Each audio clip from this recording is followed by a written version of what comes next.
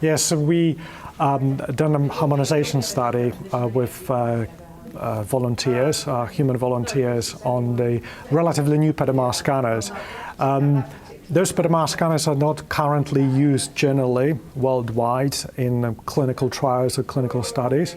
PET-CT scanners are more prevalent in big studies, whether in Europe or America. In PET/MR is relatively new technology, and we wanted to know among in the network, which we have the UK network of now 8 PET/MR scanners, how good they would perform in a test-retest manner. So if we scan an individual and then rescan it after a few days, we would like to have the same answer. So in the PET-CT world, these values were pretty good. And we wanted to know how good we are with PET/MR scanners, because they're, as a new technology, they're not particularly trusted at the beginning. So we wanted to show that how good it is, and we are happy to say that it's as good as it is with the PET-CT scanners. So that's very good news, basically.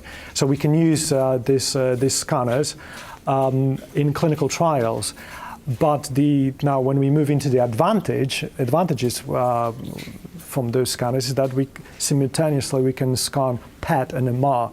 And these are the key modalities in dementia research. So previously, when there was a PET-CT scanners, so there was one, patients or volunteers had to come for one scan PET-CT and then come again for MR. Now everything is done in one go. And also we have a snapshot of all these image biomarkers at the same time. Great value in this.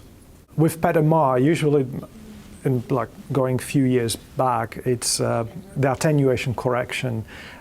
Because if PET-CT provides a good information about the electron density in the brain, which is important for imaging to know it.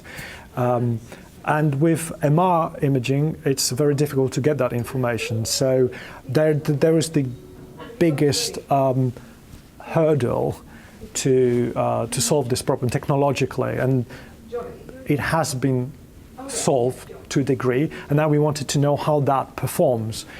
And that's why, previously PET/MR scanners were not particularly trusted.